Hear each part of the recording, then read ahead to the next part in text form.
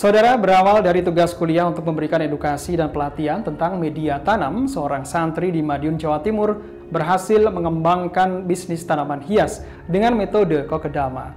Meski usahanya dilakukan sendiri di lingkungan pondok pesantren, namun berkat tangan dinginnya kini sudah mampu terjual ke sejumlah wilayah di Indonesia.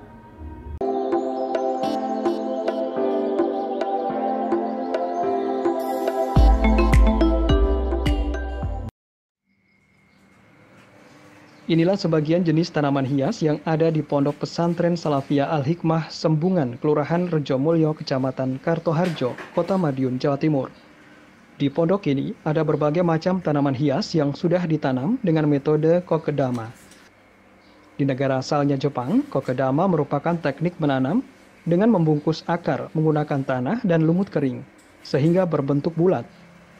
Di Indonesia, yang iklimnya cenderung panas, lumut diganti menggunakan serabut kelapa.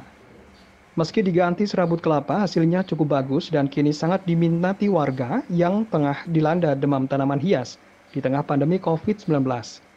Terbukti, kokedama buatan Nur Huda, santri di Ponpes Salafiyah Al-Hikmah, laris manis diborong warga. Tidak hanya di kota Jawa Timur, kokedama buatan santri yang baru saja diwisuda dari sebuah universitas di Madiun ini juga sudah terjual ke sejumlah kota besar di Indonesia, seperti Jakarta, Depok, dan kini tengah mempersiapkan kokedama untuk dikirim ke Medan. Untuk bisa menanam tanaman dengan metode kokedama tidaklah sulit dan tidak butuh waktu lama. Setelah semua bahan tersedia, tanaman dipindah ke wadah beralaskan serabut kelapa.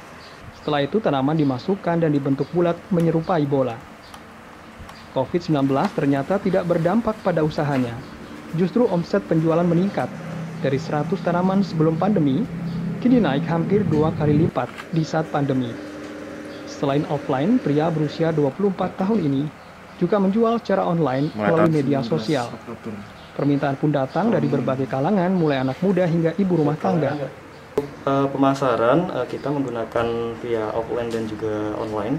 Via offline kita mengikuti beberapa pameran serta expo baik yang diselenggarakan di tingkat regional maupun tingkat provinsi. Kemudian untuk online kita menggunakan bantuan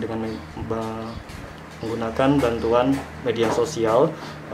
Kemudian untuk jangkauan pemasaran kita sudah sampai paling jauh kita kirim ke Medan kemarin, juga daerah-daerah di Indonesia lain di daerah Pulau Jawa.